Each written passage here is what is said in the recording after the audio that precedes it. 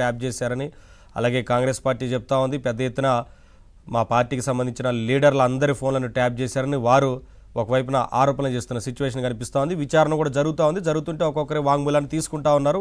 చాలామంది ముందుకు వచ్చి స్టేట్మెంట్స్ కూడా ఇస్తున్న సిచ్యువేషన్ కనిపిస్తూ ఉంది. మీకేమనిపిస్తోంది సార్? సరిగ్గా ఎన్నికల ముందు ఇది జరిగినట్లుగా ఇప్పటికే గుర్తించారు అనేది మనకి కనిపిస్తూ ఉంది.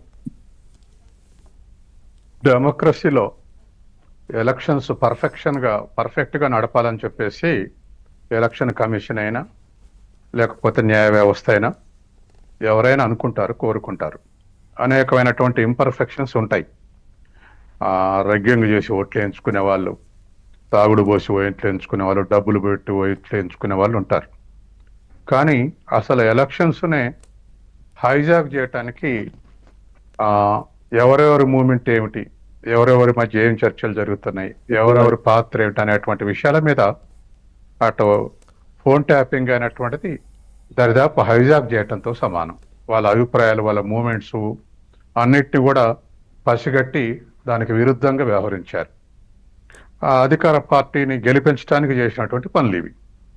కాబట్టి ఇది ఒక అంశం. రెండవది, చాలామంది పరిపాలించినటువంటి వాళ్ళు మాకేం అవసరం, అది పోలీసుల పాత్ర, ఇంటెలిజెన్స్ వర్గాల పాత్ర, అది వాళ్ళ పాత్ర వాళ్ళు వహించారు తప్ప మాకేం సంబంధం అని చెప్పేసి బుకాయించేందుకు ప్రయత్నం చేస్తున్నారు. కానీ చేసిన వాళ్ళకన్నా ఇవాళ చేయించిన వాళ్ళు అసలైనటువంటి ముద్దాయిలు. ఎందుకంటే ఆఫ్టర్ ఆల్ పై ఆఫీసర్ చెప్తే కింద అనుసరించడం అనేది పోలీస్ డిపార్ట్మెంట్లో సహజమే. కానీ అసలు దీన్ని ప్రోత్సహించి దీన్ని చేయాలని నిర్ణయించినటువంటి రాజకీయ నేతలు ఎవరో, పరిపాలకులు ఎవరో, వాళ్ళ బయటకు రావాల్సినటువంటి అవసరం ఉంది. తర్వాత మూడో అంశం ఏంటంటే, ఇవాళ ఈ ఫోన్ ట్యాపింగ్ హయ్యర్ అథారిటీస్ను కూడా మోసం చేయటం. అంటే డీజీపీని, ఇంటెలిజెన్స్ ఐజీని కూడా ఒక 618 నెంబర్లు ఇచ్చి మావోయిస్టులని ట్రాప్ చేయటానికి పర్మిషన్ తీసుకోవటానికి వీళ్ళని అడగటం, వీళ్ళు రివ్యూ కమిటీకి పంపటం, రివ్యూ కమిటీ కూడా పర్మిషన్ ఇవ్వటం, ఇది రొటీన్ అనుకుని పర్మిషన్ ఇవ్వటం అనేది చేసి దరిదాపు 4000 ఫోన్లు ఇవాళ ట్యాప్ చేసినట్టుగా మనకు తెలుస్తూ ఉంది.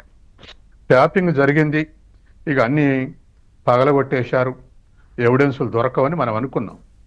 కానీ కొన్నిటిని రీట్రీవ్ చేయటం వల్ల ఇవాళ కొన్ని దరిదాపు ఎవిడెన్స్లు దొరక్కపోవడం అంటూ ఏముండదు సార్. ఇందులో టెక్నికల్ ఎవిడెన్స్ అనేది పూర్తి స్థాయిలో ఖచ్చితంగా తీసుకుంటున్నారు. అది టెక్నికల్ ఎవిడెన్స్ దొరుకుతుంది. ఒక్క మాట అయితే ఈ టెక్నికల్ ఎవిడెన్స్ కూడా ఇప్పటికైతే అందుబాటులో ఉన్నది ఒక 618 ఫోన్లకు సంబంధించినటువంటి టెక్నికల్ ఎవిడెన్స్లు రీట్రీవ్ చేయడం ద్వారా రాబడుతున్నారు. కానీ 4000కు సంబంధించినటువంటి టెక్నికల్ ఎవిడెన్స్లు దొరుకుతాయా లేదా, ఇవాళ 90% డేటా డిలీట్ అయింది అంటున్నారు. కాబట్టి ఈ అన్నిటి విషయాల్లో కూడా జాగ్రత్తలు తీసుకొని టెక్నికల్ ఎవిడెన్స్లు కలెక్ట్ చేయటం ఒకటైతే, రెండవది రెస్పాన్సిబుల్ ఉన్నటువంటి అనేక మంది కేంద్ర మంత్రులు, రాష్ట్ర మంత్రులు, మాజీ మంత్రులు, ఎమ్మెల్యేలు, ఎమ్మెల్సీలు, అనేకమైనటువంటి తర్వాత అధికారులు, సినిమా యాక్టర్లు ఇట్లా విచ్చలవిడిగా ట్యాప్ చేశారు. ఇది దరిదాపు ఒక అరాచకత్వం లాగా ఉన్నది. ఎందుకంటే ముందు అవసరమైన ఫోన్ నెంబర్లు ట్యాప్ చేసి ఉంటారు, అది చాలా సంతోషంగా అనిపించింది. మిగతా వర్గాల్లో కూడా ఇట్లా ట్యాప్ చేశారు. కాబట్టి ఇటువంటి పరిస్థితి మరొకసారి జరగకుండా, మరొక రాష్ట్రంలో జరగకుండా దీని మీద యాక్షన్స్ ఉంటేనే కర్బు చేసేటువంటి అవకాశం ఉంది. కాబట్టి ఇక్కడ ఫెయిల్యూర్ అయితే భవిష్యత్తులో కూడా మళ్ళీ ఇది ఎంకరేజ్మెంట్కి ఉండేటువంటి అవకాశం ఉంది. కాబట్టి ఇక్కడ ఫెయిల్యూర్ కాకుండా చూడాల్సినటువంటి బాధ్యత ఇవాళ సిట్ మీద ఉంది. ఎస్